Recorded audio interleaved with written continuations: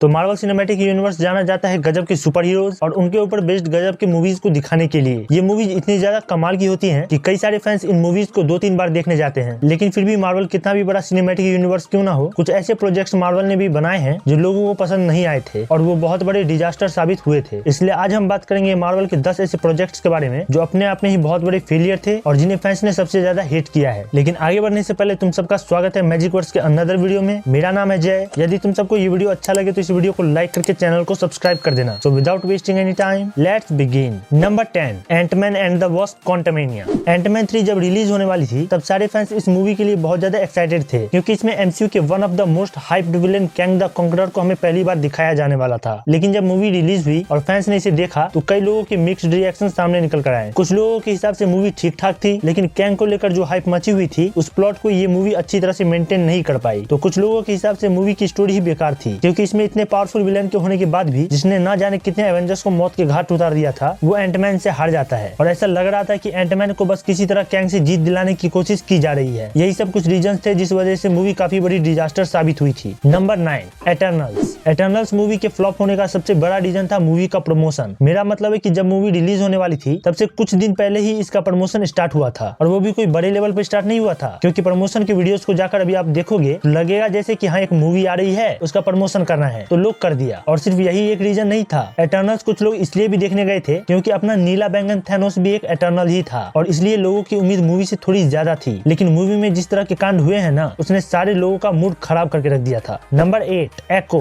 बिना बोले बिना मुंह खोले मैं बस इतना कहना चाहूंगा कि मैं इस सीरीज को बस 2 ही रीजन से देखने गया था। सबसे पहला रीजन डेयरडेविल और दूसरा रीजन किंगपिन। डेयरडेविल को लेकर मेरी एक्सपेक्टेशन काफी ज्यादा हाई थी कि एटलीस्ट हमें किंगपिन वर्सेस डेयरडेविल फाइट देखने को मिल जाए, लेकिन सीरीज देखते वक्त मुझे याद आया कि ये सीरीज एको की है ना कि डेयरडेविल की। और बात करें किंगपिन की तो हमने जैसे एक्सपेक्ट किया था हमें किंगपिन वैसा ही देखने को मिला और यदि सब कुछ अच्छा चल रहा था तो फिर सीरीज में प्रॉब्लम आई कहां पर। एक्चुअली सीरीज स्टार्टिंग के कुछ एपिसोड तक एकदम मक्खन की तरह परफॉर्म कर रही थी, लेकिन हैंड टू हैंड कॉम्बैट वाले सीरीज में मार्वल ने मैजिक और नेटिव अमेरिकन की स्टोरी जैसे प्लॉट को डालकर पूरी स्टोरी ही बेकार कर दी और इसलिए इस शो को काफी ज्यादा क्रिटिसाइज भी किया गया था। Number 7, the incredible Hulk. हम सबके फेवरेट हल्क की one and only solo movie जो मार्वल की तरफ से आई थी वो थी द इनक्रेडिबल हल्क जो 2008 में रिलीज हुई थी। मुझे इस मूवी से कुछ खास शिकायत नहीं है, लेकिन कई सारे फैंस ने इस मूवी को इसलिए हिट किया था क्योंकि लोगों को सिर्फ एक्शन चाहिए था और हल्क जितनी देर ब्रूस बैनर के फॉर्म में रहता था वो एक्शन हमें नहीं देखने को मिलता था और इसी वजह से कई फैंस मूवी को देखते समय बोर हो जाते थे और यही रीजन था कि the incredible Hulk Marvel history के सबसे बड़े डिजास्टर में से एक है। Number 6, secret invasion. Secret invasion एक बहुत ही अच्छी स्टोरी लाइन है कॉमिक्स में जिसे फैंस लाइव एक्शन में देखने के लिए बहुत ज्यादा एक्साइटेड थे। फैंस इस सीरीज के लिए इसलिए भी वेट कर रहे थे क्योंकि कॉमिक्स में ये स्टोरी लाइन लगभग सारे सुपर हीरोज और स्क्रल के अराउंड घूमती रहती है, लेकिन लाइव एक्शन में कोई भी मेजर सुपर हीरो नहीं था। इसमें सिर्फ निक फ्यूरी के अराउंड ही स्टोरी घूमती रहती थी और इसलिए फैंस एक्साइटेड भी थे कि किसी बड़े सुपर हीरो के ना होने के बाद सीरीज अपने स्टोरी से फैंस को किस तरह एंगेज करके रखती है। लेकिन वही हुआ जिसका डर था। सीरीज के स्टार्टिंग के 3 एपिसोड एकदम गजब चल रहे थे और एक बड़े वॉर को सेटअप भी कर रही थी, लेकिन उसके बाद से सीरीज ने ऐसा हगना शुरू किया है ना कि सीधा उसे 2023 के सबसे बकवास शो की लिस्ट में लाकर रख दिया था। Number 5, black window. Black window सबसे पहली सुपर हीरो थी जिसके डेथ के बाद मार्वल ने उसके ऊपर सोलो मूवी बनाई थी और चूंकि ये फेज 4 की सबसे पहली मूवी थी इसलिए फैंस की उम्मीदें काफी ज्यादा बढ़ गई थी कि शायद एक लेजेंडरी कैरेक्टर के ऊपर एक लेजेंडरी मूवी हमें देखने को मिल जाए, लेकिन ऐसा हुआ नहीं। दरअसल मूवी के फ्लॉप होने का सबसे बड़ा रीजन था टास्क मास्टर जैसे बड़े कैरेक्टर को कतई फुद्दू तरीके से दिखाना। टास्क मास्टर कॉमिक्स में one of the best villains में से एक है, लेकिन जब मूवीज में उसे कुछ अलग तरह से दिखाया गया तो फैंस का गुस्सा मार्वल पर जमकर बोला। मूवी की स्टोरी भी कुछ खास नहीं थी। ब्लैक विडो जिसकी डेथ की वजह से एवेंजर्स स्नैप रिवर्स कर पाए थे, ऐसे कैरेक्टर की स्टोरी को इतना बकवास दिखाकर मार्वल ने खुद के पैर पर ही कुल्हाड़ी मार ली थी। Number 4, Thor Love and thunder. Thor MCU का एकमात्र ऐसा कैरेक्टर है जिसके ऊपर 4 सोलो मूवीज बन चुकी हैं, जिसमें थॉर रैग्नारोक सबसे बेस्ट मूवी थी, थॉर 1 एंड थॉर 2 एवरेज सी मूवी थी, लेकिन थॉर 4 यानी थॉर लव एंड थंडर पूरे मार्वल हिस्ट्री के सबसे बेकार प्रोजेक्ट में से एक है। फैंस इस मूवी को 2 रीजन से देखने गए थे, जिसमें सबसे पहला रीजन था थॉर का ट्रांसफॉर्मेशन। एंड गेम में क्या हुआ था ये तुम सबको मालूम ही होगा। ट्रांसफॉर्मेशन तो हुआ, लेकिन मूवी में कॉमेडी और एक्टिंग को इतना ज्यादा अनरियल दिखाया गया कि सारे फैंस का मूड खराब हो गया। दूसरा रीजन इस मूवी को देखने का था कि अब तक का सबसे खतरनाक comic villain God the God butcher हमें बड़े पर्दे पर दिखने वाला था, लेकिन मार्वल का सीजीआई वर्क इतना खराब था गॉड बिल्कुल भी कॉमिक एक्यूरेट नहीं दिख रहा था। उसके ऊपर गॉड जिसके लिए फेमस था यानी गॉड्स को मारने के लिए, वो भी हमें ठीक से नहीं दिखाया गया और तांबे पर सुहागा तब हो गया जब इतने बड़े कॉमिक विलेन को मार्वल वालों ने सिर्फ एक ही मूवी में निपटा दिया। Number 3, miss Marvel. Miss Marvel first Asian super hero है मार्वल सिनेमैटिक्स में, लेकिन फिर भी ये शो इतना कुछ खास नहीं था स्टोरी वाइज। सीरीज में कमाला खान के कैरेक्टर को मेरे हिसाब से इसलिए सुपर हीरो बनाया गया है क्योंकि शायद मार्वल को एक कैरेक्टर चाहिए था, चाहे तरीका जैसा भी हो। और यही रीजन है कि शो की राइटिंग बहुत बुरी की गई है, बिना मतलब के विलेंस को इसमें ऐड किया गया है और थोड़ी बहुत जो कॉमेडी हमें इस शो में दिखाया गया है वो भी जबरदस्ती की कॉमेडी लग रही थी। नंबर 2, सी हल्क सीरीज अगस्त 2022 में आई थी, लेकिन सीरीज आने से पहले जब सीरीज का ट्रेलर आया था तब से ही इस सीरीज को क्रिटिसाइज किया जा रहा था। इस पूरे सीरीज का CGI वर्क बहुत बुरा था, पर यही एक रीजन नहीं था जिस वजह से लोग इसे हेट कर रहे थे, बल्कि कुछ और भी रीजन थे। जैसे हल्क को ट्रेलर में सी हल्क से वीक दिखाया गया था, जिस वजह से कई फैंस ट्रेलर से ही इस शो को हिट कर रहे थे। कई फैंस डेयरडेविल को देखने के लिए इस सीरीज को देखने गए थे, लेकिन जब तक सीरीज में डेयरडेविल की एंट्री नहीं हुई थी तब तक स्टोरी इतनी ज्यादा बुरी चल रही थी कि उसे देखकर कई सारे फैंस का मूड खराब हो गया। नंबर 1, दी